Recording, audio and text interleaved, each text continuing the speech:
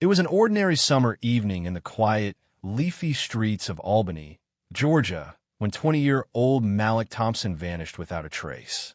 The entire community was left stunned as word spread that Malik, a popular and well-liked young man, had not returned home after what seemed like a routine night out.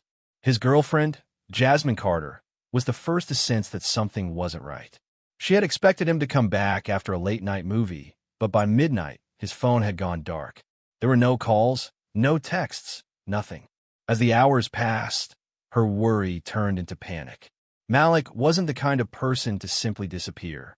Jasmine, a sharp and independent 19-year-old, quickly reached out to her mother, Monica Carter, and her stepfather, Tyrone Carter. The Carters had always appeared close-knit, at least to the outside world. Malik had often spent time at their home, his presence a welcome and familiar comfort. But now, all that remained was silence. By the next morning, it became clear that Malik wasn't just late. Something was terribly wrong. Jasmine's anxiety escalated when police were called, and an initial search uncovered Malik's car abandoned on a lonely stretch of road just outside the city. The vehicle was unlocked, the keys still dangling in the ignition, but Malik was nowhere to be found. There were no signs of a struggle, no footprints, no physical evidence, and no witnesses who had seen him that night. Local authorities launched a full-scale investigation.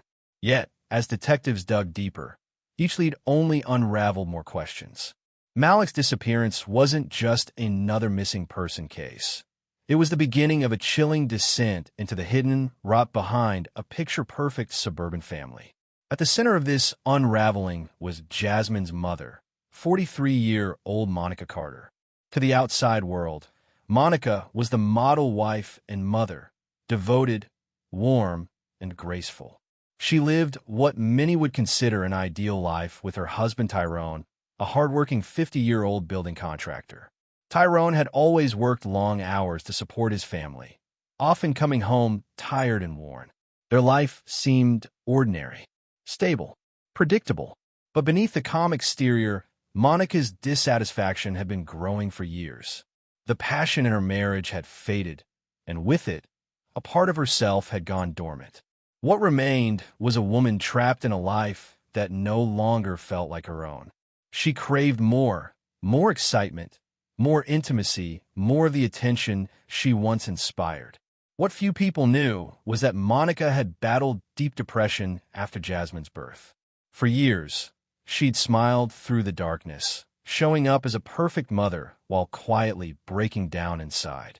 Tyrone, while loyal, was never emotionally available during those times. Always working, always providing, never truly seeing her. Long before Malik, there had been others, brief moments of attention she mistook for affection. But none like this. None that made her feel young again. In her mind, Malik didn't just see her, he revived her. And then came Malik. Young, vibrant, and filled with ambition, Malik was everything Monica hadn't felt in years. He wasn't just her daughter's boyfriend. He was a symbol of something lost. Malik worked part-time and was saving money to attend college, hoping to one day launch his own business. His charm and confidence won over nearly everyone around him. Tyrone admired his work ethic, and Jasmine adored him. But Monica, she saw something else. What began as casual admiration soon transformed into something far more dangerous. Monica found herself drawn to Malik. His energy, his presence, it reignited something in her. The more time he spent with the family, the deeper her fixation grew.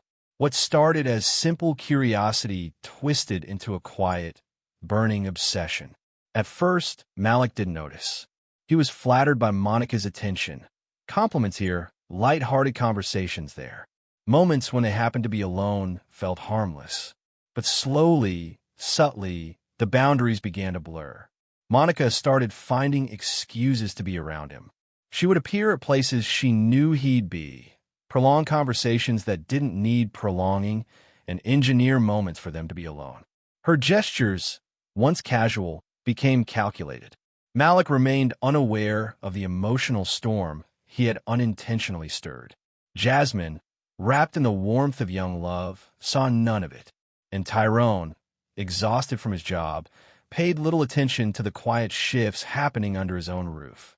But those shifts were real, and they were dangerous, because behind the mask of suburban normalcy, something darker was festering.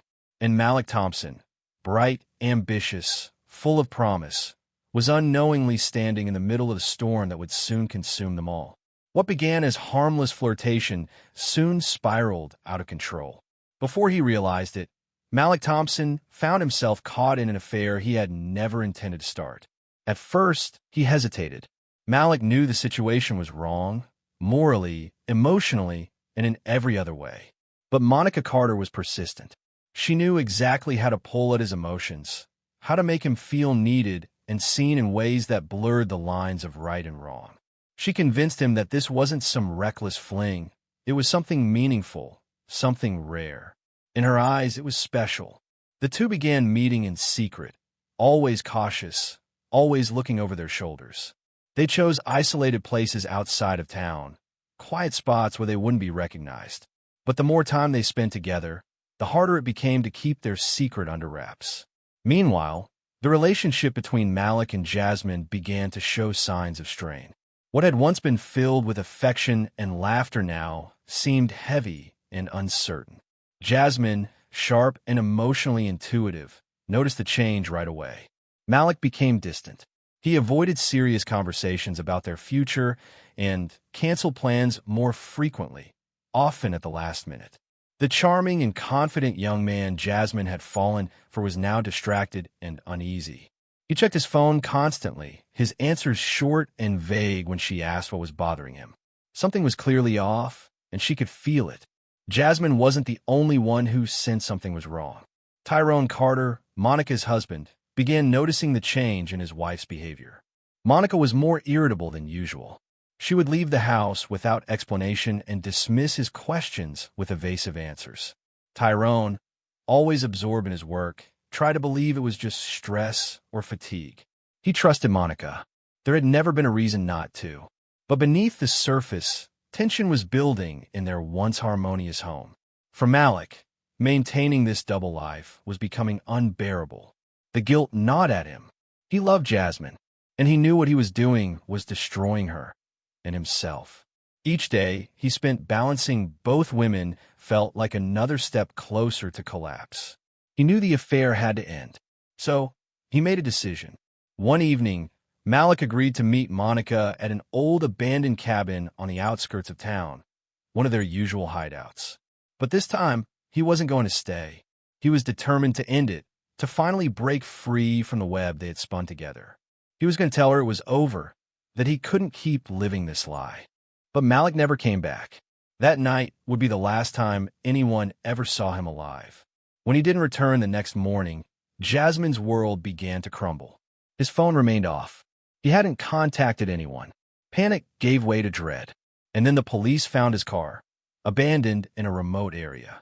The sight of it confirmed her worst fears. Something terrible had happened. Jasmine, already overwhelmed with fear, began to question everything. And one question haunted her the most. Did her mother know more than she was letting on? Monica's behavior had become increasingly strange. Her mood swings, her defensiveness when asked if she had seen Malik, the way she completely avoided the subject. It was all too much to ignore. The once close bond between mother and daughter began to crack. Jasmine couldn't shake the feeling that her mother was hiding something big. As the investigation unfolded, a dark and tangled web of secrets began to surface. What had initially appeared to be a missing persons case began to morph into something far more sinister. Beneath the surface of their quiet suburban lives in Albany, Georgia, lurked a devastating truth. Each day that passed with no word from Malik only deepened Jasmine's torment. Sleep became impossible. The ache in her chest never eased. Her gut screamed that something was being kept from her. And each time she looked into her mother's eyes and saw nothing but evasion, her suspicions grew. Around the same time, a neighbor, an elderly man named Carl Simmons who lived down the dirt road from the cabin, came forward. He told police that a few weeks prior to Malik's disappearance, he'd seen a woman matching Monica's description entering the woods with a young man. Carl didn't think much of it at the time, but when news broke about the investigation, he couldn't shake the image. She kept looking over her shoulder, Carl said, like she didn't want to be seen. Because, deep down, Jasmine knew her mother wasn't telling her the whole story. Monica Carter had always been the strong, composed presence in Jasmine's life. A woman of poise and control, she commanded attention without ever trying. At 43, she was still strikingly beautiful, elegant in a way that turned heads, even in the most ordinary settings. But lately, something about her had changed. She was no longer the woman Jasmine once looked up to with unwavering trust. Monica had become a shadow of her former self, restless, withdrawn, and increasingly unpredictable. Her late-night outings, the cryptic glances she shared with Malik, and her sudden flashes of temper were all signs of something deeper, something darker. Jasmine noticed. Everyone did. What Jasmine didn't know was that her mother was harboring a secret, one that had been tearing her apart from the inside. It had started innocently, almost imperceptibly. A few compliments tossed Malik's way, a lingering touch on the arm, a smile that held on a second too long. Monica never planned for any of it to happen. But Malik, young, charming, and full of life, had awakened something inside her she thought had long died. Her marriage to Tyrone, while stable and respectful, had grown stale. He was a good man, a faithful husband, and a reliable provider. But he had also become emotionally distant, buried in the demands of his work and blind to the loneliness that had crept into their home. Monica had begun to feel invisible, trapped in the slow, predictable rhythm of suburban life. Then Malik came along. He was different, attentive, ambitious, full of energy. He reminded her of what it felt like to be seen, to be desired. At first, her interest in him was merely a distraction, a flicker of forgotten emotion. But slowly, subtly, it deepened into something far more dangerous. She crossed a line she knew she should never have approached. The affair began with stolen moments. Monica would invent reasons to be alone with Malik, offering him advice, running errands together, lingering just a little too long when Jasmine wasn't around. Malik, who had been dating Jasmine for over a year, was initially flattered by the attention. Monica was older, sophisticated, and knew how to make him feel important in ways Jasmine, still battling the insecurities of youth, couldn't. But it didn't take long for Malik to realize he was in over his head. What began as harmless flirting quickly spiraled into something far more serious. One afternoon, while Tyrone was working late and Jasmine was out with friends, Monica invited Malik over. It was supposed to be casual, just a visit, nothing unusual. But as they sat alone in the living room, the air between them grew tense and charged. "I feel like I can talk to you," Monica said softly, her voice almost a whisper. "Like you understand me in a way no one else does." Malik shifted uncomfortably, sensing where this was heading. "You know I care about you, Mrs. Carter," he replied, trying to keep the mood light. But the look in her eyes was unmistakable. Before he fully grasped what was happening, a line was crossed, one that couldn't be uncrossed. That night, Monica and Malik began an affair that would haunt them both. They swore to keep it secret. No one could ever know, especially Jasmine. At first, they managed to keep up appearances. But as the weeks passed, the lies piled up, and the burden of their deceit became harder to bear. For Monica, the affair became a lifeline. It made her feel alive again, reigniting a spark she thought had been extinguished long ago. But for Malik, it was a trap. He loved Jasmine, but Monica's manipulation had ensnared him. Each time he tried to walk away, she would pull him back in with desperate words and trembling hands. "You're the only one who makes me feel this way," she whispered one night, gripping his hand. "Please don't leave me, Malik. I don't think I can handle it." Malik knew it was wrong, knew that what they were doing could destroy everything. But he couldn't deny the hold Monica had over him. With every stolen meeting, with every whispered promise, the weight of their deception grew heavier. It wasn't just the betrayal of Jasmine that gnawed at Malik. It was the rising fear that this could only end in disaster. He felt it in his bones. And yet, each time he tried to break free, he found himself right back where he started, trapped in a web spun from secrets, lies, and a love that should never have existed. Monica always found a way to reel Malik back in. Every time he tried to create distance, she tightened the emotional grip she had on him. But eventually, something changed. Malik began to pull away more forcefully. He stopped showing up to their meetings, started ignoring her calls, and constantly made excuses to avoid seeing her. Monica noticed the shift almost immediately, and it terrified her. She had become obsessed. The idea of losing Malik, of him walking away and returning fully to Jasmine, was more than she could bear. In Monica's mind, Malik wasn't just a passing affair. He had become her last hope, her last chance at feeling alive, seen, and wanted. But Malik, on the other hand, was beginning to feel like he was suffocating. He loved Jasmine, and every moment he spent lying to her ate away at him. The guilt had become unbearable, and yet Monica had a way of twisting his emotions, making him feel responsible for her happiness, like walking away would somehow break her beyond repair. He knew he had to end it. Everything came to a head one fateful evening. Malik had made up his mind. He was going to break things off with Monica once and for all. He couldn't carry the weight of the lies anymore. He texted her, asking to meet at their usual secret spot, an old cabin just outside the city, hidden among the trees where no one would see them. When Malik arrived, Monica was already there, waiting. Her eyes, wide and full of desperation, locked onto his the moment he stepped inside. She had sensed what was coming, and she wasn't going to let him go without a fight. "You can't just leave me," she said, her voice shaking with a mix of fear and fury. "I've given up everything for you, Malik. You can't just throw me away like this." Malik took a cautious step back, trying to remain calm. "I'm sorry, Monica," he said gently, "but this has to stop. I can't keep doing this. It's not right." Monica shook her head, stepping closer. "I need you," she whispered. "You said you loved me. Don't you remember? You said we were meant to be together." Her words sent a chill down Malik's spine. The desperation in her voice, the look in her eyes, it was more than unsettling. It was dangerous. Malik turned slightly, instinct telling him it was time to leave. But Monica wasn't going to let him walk away that easily. And then, as if on cue, everything went dark. The following morning, as the sun rose slowly over Albany, Jasmine woke up with a sick feeling in her gut. Malik was still missing, and the police investigation had stalled. Days had passed with no new leads, no updates, no calls, just silence. Every second that ticked by felt heavier than the last. And in that silence, a terrifying thought began to take root in her mind. What if her mother knew something? Monica's behavior had grown stranger by the day. She was distant and short-tempered, often leaving the house without explanation. The once composed and attentive Mother Jasmine had known was now cold and vague, dodging questions and responding with eerie calm.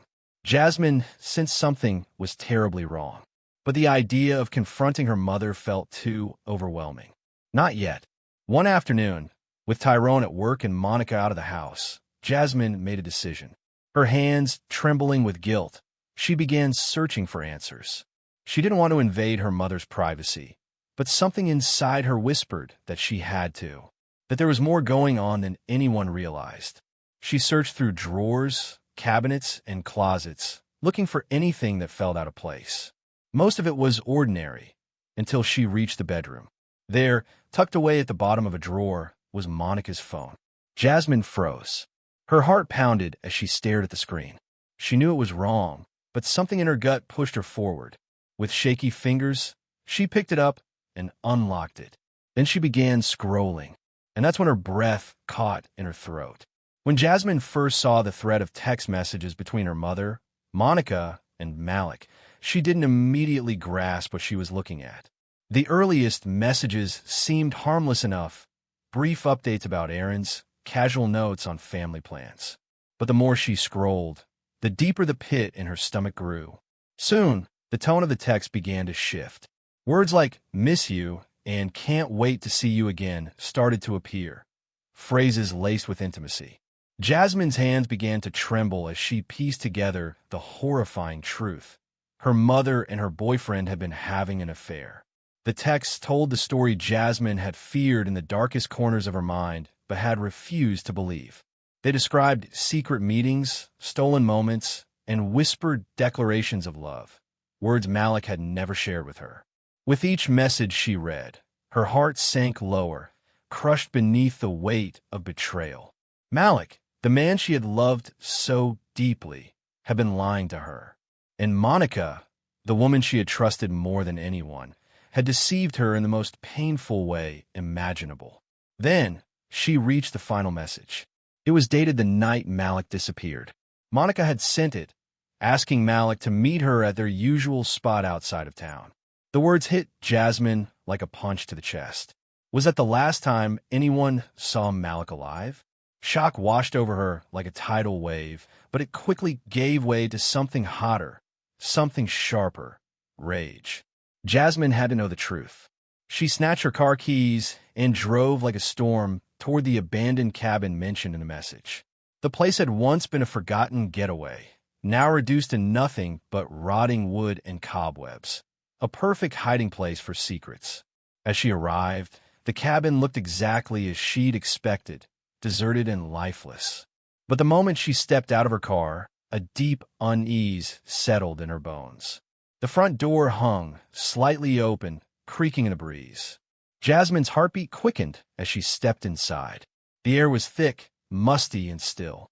Dust blanketed every surface, and silence pressed in from all sides. But there was something else. A smell. Faint at first, sour, metallic, decayed. She followed it slowly, her footsteps muffled against the old wooden floorboards. As she turned into the back room, her breath caught in her throat. There on the floor was a dark, nearly invisible stain, smeared across the wood. Blood. Jasmine's stomach lurched. Malik had been here, and whatever had happened, it wasn't good. With shaking fingers, she fumbled for her phone and called the police. The dispatcher's voice on the other end sounded far away, like it was coming through a tunnel. Jasmine struggled to explain what she had found, her words tumbling over each other in panic. Minutes later, flashing lights painted the woods red and blue. A team of detectives arrived, quickly sealing off the area and declaring the cabin a crime scene. Jasmine stood outside, arms wrapped around herself, her thoughts racing as officers combed the cabin for evidence. Her mind refused to stop circling back to one terrifying thought. Her mother had something to do with this. Later that evening, Detective Marcus Reed, the lead investigator, sat her down to speak. His face was serious, his voice calm, but his questions cut deep. "Jasmine, when was the last time you saw Malik?" She paused, her memory drifting back to the last evening they'd spent together. It had been a few days before he disappeared. Nothing had seemed unusual at the time. "Last week," she answered. "He seemed fine." Detective Marcus Reed nodded slightly. "And your mother? Has she mentioned Malik recently?" Jasmine's stomach twisted. She hadn't told anyone about the messages. But now, with a potential crime unfolding and the police looking for answers, she knew she couldn't keep it to herself. She told him everything, the texts, her suspicions, and what she found in the cabin. With every word, her chest tightened. Detective Marcus Reed listened carefully, face unreadable, but Jasmine could see he was taking her seriously. When she finished, he gave a small nod. "We'll look into this," he said. "You did the right thing coming forward." But as Jasmine stepped out of the police station that night, the cold air wrapped around her like a warning. Her heart was shattered, and her mind, still spinning, whispered a terrifying question she couldn't silence. Had her mother killed the man she loved? Despite her brave face, Jasmine couldn't shake the dread growing inside her.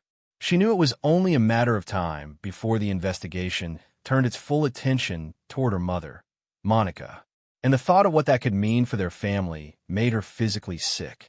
Every time Jasmine looked at her mother's face, so calm, so composed, she couldn't help but see the possibility of a dark truth hiding beneath the surface. Over the next few days, the police ramped up their efforts. They canvassed the neighborhood, collected security footage, and analyzed phone records. Piece by piece, the timeline surrounding Malik's disappearance began to come together. And with each new finding, Jasmine's worst fears were reinforced. The blood discovered in the cabin was confirmed to be Malik's. A witness had even come forward, claiming they'd seen Monica's car near that area the very night Malik went missing. Jasmine's world was unraveling. The woman she had loved, admired, and trusted her entire life was now the prime suspect in a potential murder investigation. The weight of that reality was unbearable. She felt torn in two, between the daughter who still wanted to believe in her mother's innocence, and the woman who had seen enough to know the truth might be far more sinister. Yet Monica remained eerily calm. Even as the investigation closed in, she denied everything. She insisted she had nothing to do with Malik's disappearance. According to her, the affair had ended long before he went missing, and everything else was just a terrible misunderstanding. But Jasmine knew better. She had read the messages. She had seen the blood-stained floor of that cabin. She had witnessed the way her mother's demeanor shifted behind closed doors. As the investigation intensified, it became clear that this was no longer just a missing persons case. It was something darker, something irreversible. And the truth, whatever it was close to the surface. Days turned into weeks. Detectives continued to peel back the layers of the Carter family's secrets. The scandal of the affair between Monica and Malik had already shaken the community, but the revelations still to come would be far more disturbing. The search for Malik took on a grim new tone. After confirming the blood in the cabin, the police shifted their objective. They were no longer hoping to find Malik alive. They were now searching for a body. Detective Marcus Reed had a sinking feeling the case would end in tragedy. Then, everything changed. Early one morning, the police received an anonymous tip. A voice, shaky, breathless, and clearly afraid, gave them directions to a remote area just outside of town. Deep in the woods, the caller claimed to have seen something suspicious. They refused to give their name, but the urgency in their voice was enough to prompt immediate action. By noon, a search team had been assembled and dispatched to the location. Jasmine, unaware of just how close the police were to uncovering the truth, remained at home, pacing with anxiety. The tension in the house was suffocating. Monica, still trying to appear composed, was beginning to show cracks. Her once steady hands now trembled when she thought no one was watching. Her confident smile had faded. Something was coming. And then the call came. Jasmine answered with trembling hands. It was Detective Marcus Reed. His voice was low, steady, and serious. "We found something," he said. "Jasmine, you might want to come down here." Those words echoed in Jasmine's ears as she gripped the steering wheel, the drive to the site stretching into what felt like an eternity. Her mind spun in a storm of fear, guilt, and confusion. What were they about to find? Could her mother truly have done something unthinkable? By the time she arrived, the woods were swarming with police vehicles and uniformed officers. Their expressions were grim as they moved carefully through the dense brush, their eyes trained on the ground as if every twig might hold a clue. Detective Marcus Reed met her at the edge of the taped-off area, his face pale, his eyes weary. "We found him, Jasmine," he said softly. "It's Malik." The words struck her like a physical blow. Her breath caught, and the world tilted beneath her feet. They had found Malik, but not alive. As she followed the detective deeper into the trees, dread settled over her like a weighted blanket. Then she saw it, a shallow grave, partially hidden beneath a covering of leaves and branches. Malik's body lay still, his clothes torn, his face bruised, his limbs twisted unnaturally. The signs of a struggle were unmistakable. Jasmine turned away, her stomach lurching. She fought to hold back tears as sobs rose in her throat. Detective Marcus Reed gently guided her back toward her car. "We'll need to conduct a full investigation," he said, voice low but steady. "But there's no doubt it's him." The discovery of Malik's body sent shockwaves through the quiet town of Albany. Word spread quickly. News vans and reporters soon descended on the scene, while whispers filled grocery stores and neighborhood porches. The peaceful image of the Carter family had been shattered, replaced by murmurs of betrayal, secrets, and now murder. But none of that mattered to Jasmine. All she could think about was the boy she had loved, the boy her mother had betrayed, and the horrifying possibility that Monica had killed him. Police wasted no time collecting evidence. The scene around the grave painted a brutal picture. Blood spatter on nearby trees, broken branches, and disturbed soil all pointed to a violent struggle. Forensic teams worked methodically, determined to uncover every clue. And the evidence began to mount quickly. The texts Jasmine had discovered were already damning. But now, the police had surveillance footage from a gas station near the woods, showing Monica's car heading toward the area on the night Malik vanished. Then came the testimony from a neighbor who recalled seeing Monica scrubbing out her car in the driveway, late at night, just days after Malik disappeared. At the time, it had seemed odd. Now it seemed chilling. Jasmine's mind was torn apart. How could the woman who raised her be capable of something like this? Had Malik tried to end the affair? Had Monica, desperate and obsessed, lost control? The weight of the truth crushed her. The evidence was no longer speculation. It pointed to one person, her mother. Though Monica maintained her usual composed demeanor, Jasmine could see the cracks forming, the tremble in her fingers, the way her gaze darted when she was asked about Malik. The calm was breaking. Eventually, the police brought Monica in for questioning, and that's when everything began to unravel. At first, she denied everything, claimed she hadn't seen Malik that night, that their relationship was long over. But the detectives pressed on. They laid out the texts, the blood found in the cabin, the footage, the witness statements. Then came a new piece of evidence that rocked the courtroom, a voice memo, recovered from Malik's cloud backup. It had been recorded just 2 nights before his disappearance. In it, his voice trembled. "I think I messed up, bro, Jasmine's mom. I didn't mean for it to get this far. I'm ending it tomorrow. I just need to do it face to face." The recording was short, but it hit with the force of confession. The courtroom fell silent when it played. Piece by piece, the truth came to the surface. "I didn't mean for it to happen," Monica finally whispered through tears, seated across from Detective Marcus Reed in the interrogation room. Her voice cracked under the weight of the moment. "I loved him. I never wanted this." But the truth was out now. She admitted to meeting Malik at the cabin, just as the final message had suggested. She hadn't planned to hurt him, she claimed. She only wanted to talk, to convince him not to leave her. But something had gone horribly wrong. And now, there was no taking it back. But Malik had made up his mind. He wanted to end the affair and go back to Jasmine. That's when everything turned violent. According to Monica, Malik had tried to leave. In a moment of desperation, she grabbed him, begging him to stay. Their voices rose in a heated argument, emotions boiling over. In the chaos, Monica lost control. She didn't even remember reaching for the object, a heavy piece of wood that had been lying on the cabin floor. But the next thing she knew, Malik was on the ground, blood pouring from a wound on his head. "I didn't mean to kill him," Monica sobbed during her confession, her hands trembling. "It was an accident. I swear it was an accident." But there was no undoing what had been done. The evidence was overwhelming, and Monica's admission sealed her fate. She had tried to cover her tracks, dragging Malik's body into the woods and burying him beneath leaves and dirt, hoping no one would ever find out. But the truth had surfaced, and now there was no escaping it. For Jasmine, the discovery of Malik's body and the knowledge that her mother was responsible was too much to bear. The woman she had idolized, the mother she had loved so deeply, had betrayed her in the most unthinkable way. Monica hadn't just had an affair with Malik. She had killed him in a moment of jealousy and despair. As Monica was led away in handcuffs, Jasmine stood frozen, watching her mother disappear from sight. The world she had known crumbled around her, and nothing would ever be the same again. The trial of Monica Carter began 6 months after Malik's body was found.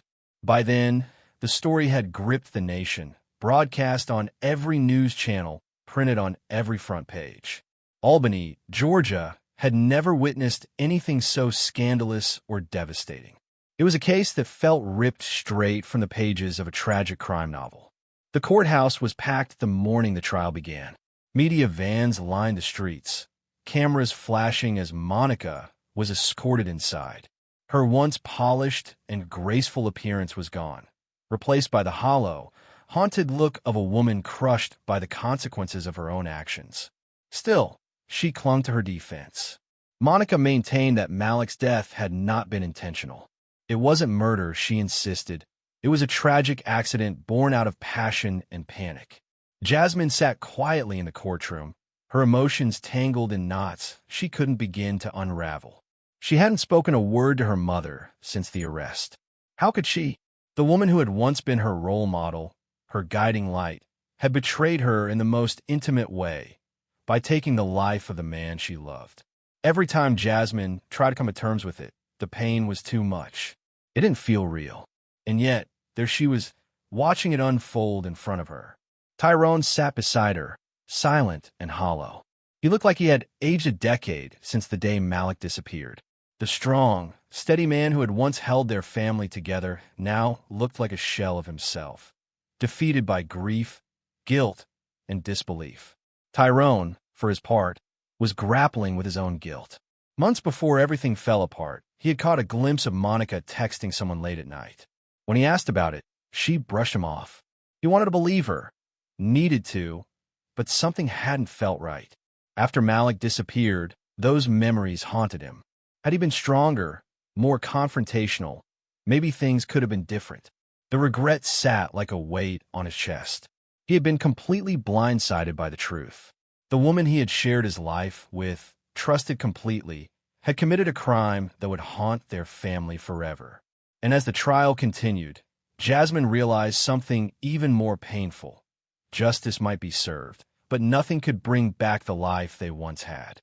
The woman he had shared his life with for over 2 decades was now on trial for murder. Tyrone could hardly believe it. And yet, there they were, watching as Monica Carter, once the heart of their family, sat silently in the defendant's chair, accused of killing the young man who had been her daughter's boyfriend.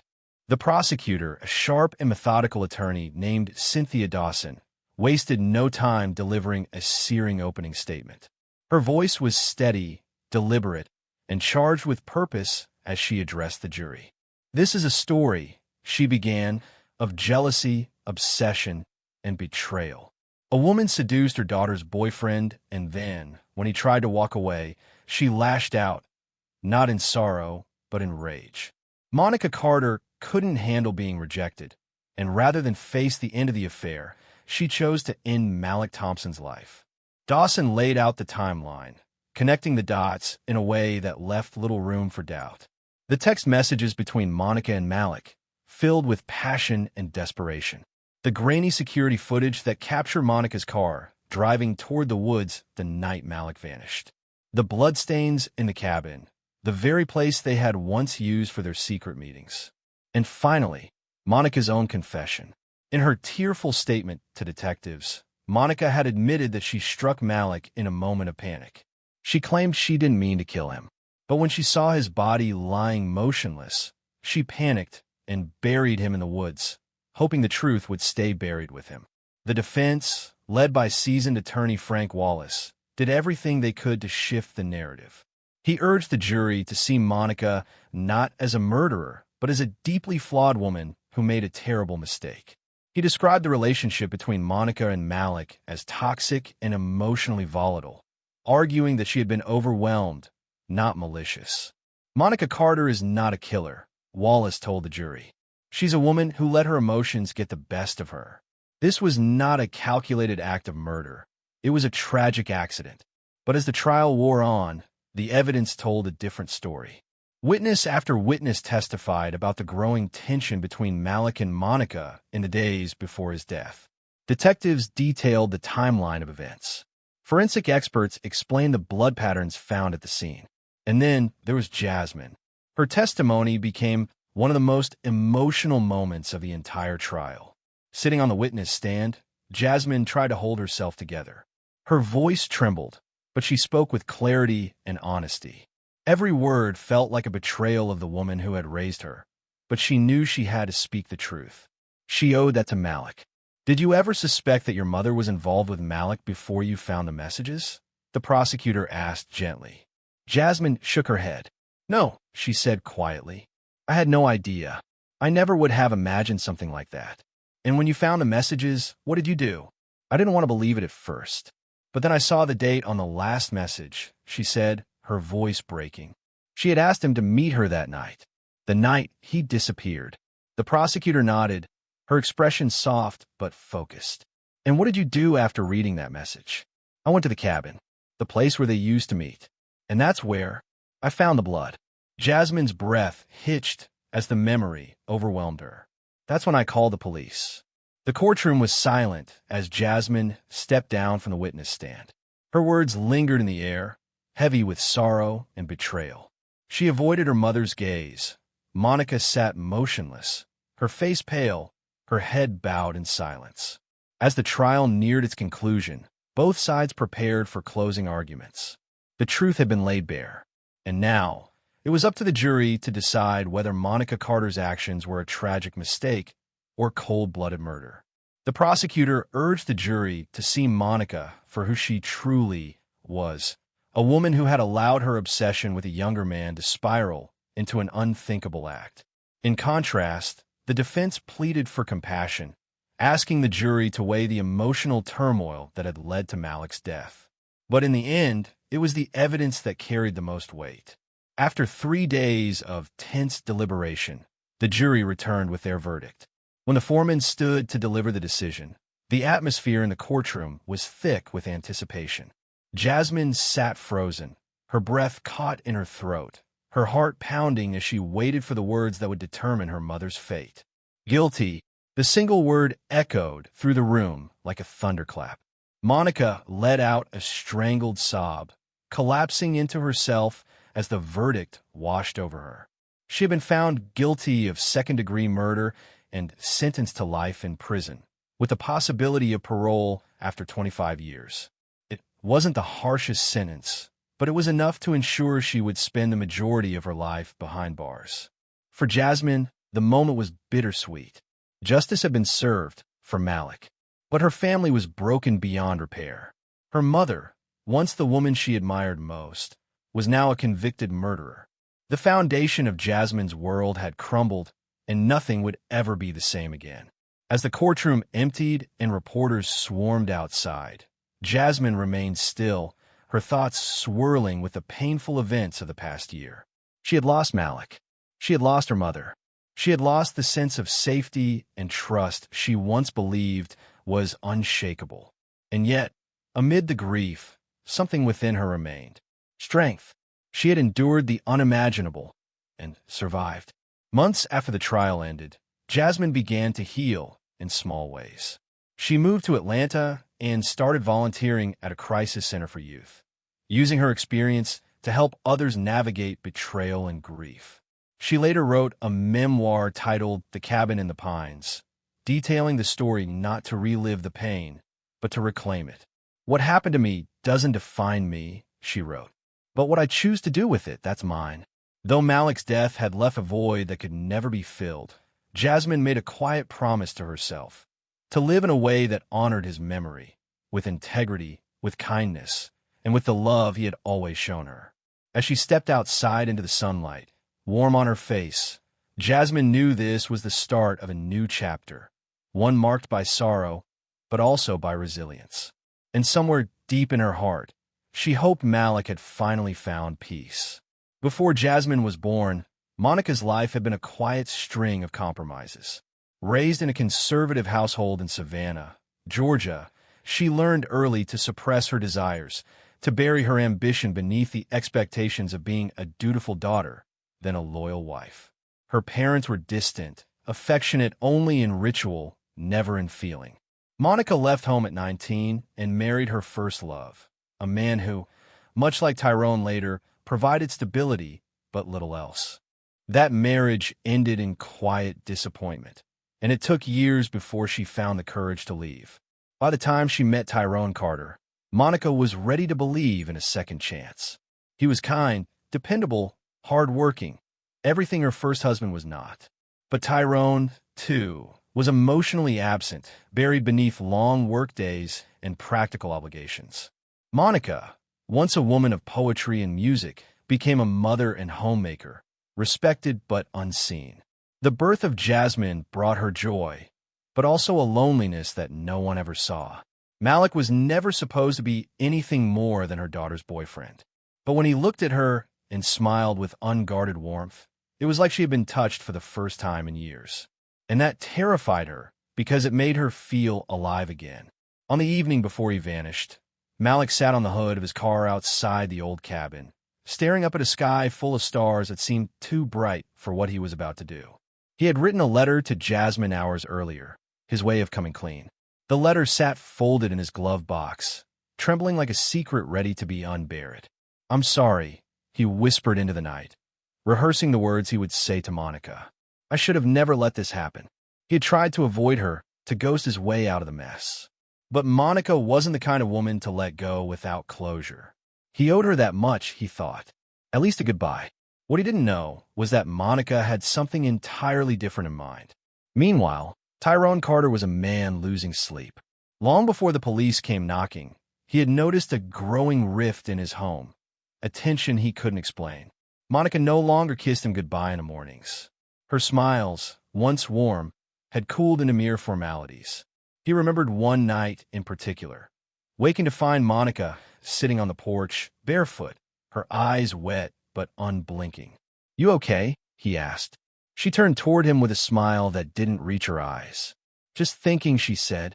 It was the kind of answer he had learned not to question. But now he wished he had. After Malik went missing, Tyrone retraced every detail in his mind.